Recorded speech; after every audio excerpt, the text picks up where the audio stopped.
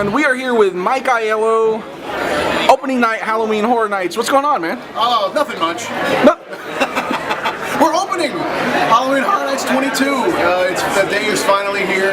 We could not be happier getting this thing out and into the public so people can enjoy all these terrifying things we have to offer this year at Halloween Horror Nights.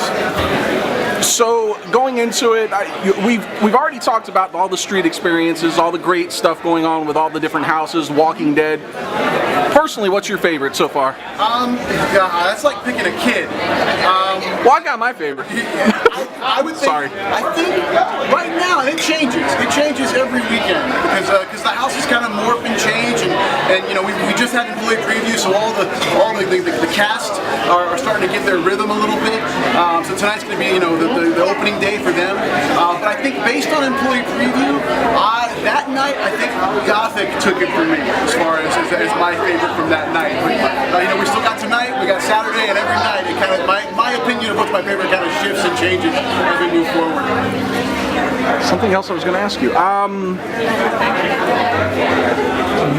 What can we expect from all the different shows this year? I know you've kind of moved on from Bill and Ted. Yeah. The show is in its 21st year now. 21st year. They're legal. Yes, they are. Yes, they are. They are legal now.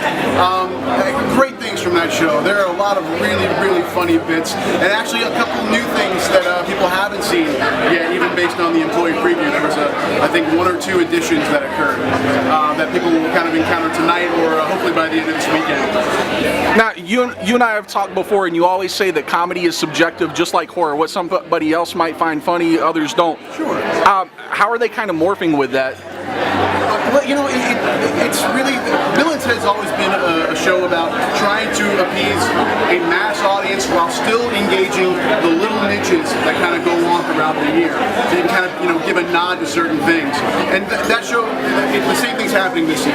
There are some bits in that show that anyone who's been alive this year is going to completely recognize. And then there's also some little things sprinkled throughout the show that are a little bit more subliminal, that if you were really paying attention to the year, you'll pick up on that joke. And I think that's really the charm of that show. It kind of goes full spectrum in that respect. And probably the biggest thing, you guys are working hand in hand with Penn and Teller. How was that experience? Amazing. Penn and Teller are the coolest guys. They have been so hands-on with us.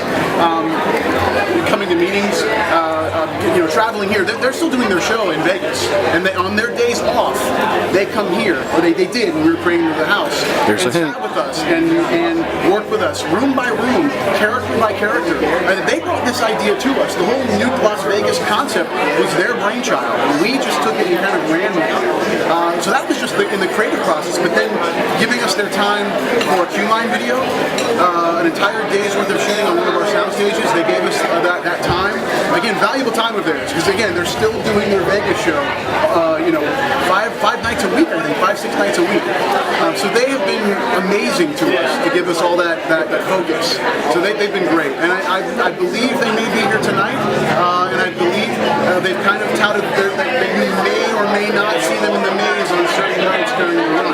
But that's something we still have yet to see. Excellent. Well, the event looks great, and any other words? Well, and one thing that since last time we talked, we announced that we're doing some lagoon experiences on the water. Throughout the night, it kind of just happens. There's no show times for it, but the vignettes range between 2 to 4 minutes, and those tributes are to Alice Cooper, Alfred Hitchcock, Classic Monsters, and the demented doll from Child's Play, Chucky. So throughout the night, at various times, when you hear thunder, head to the lagoon, because that whole place is going to come alive with all of our technology that we incorporated from the nighttime spectacular we have during the week. It's going to be what? Spectacular. Alive. Alive. Oh yes, of course, it's going to be alive. He fed me that. That was not rehearsed at all. I'm trying. The lagoon will come to life. It's alive. It's alive. Alive. I don't get scared of these things anymore. It's really tough.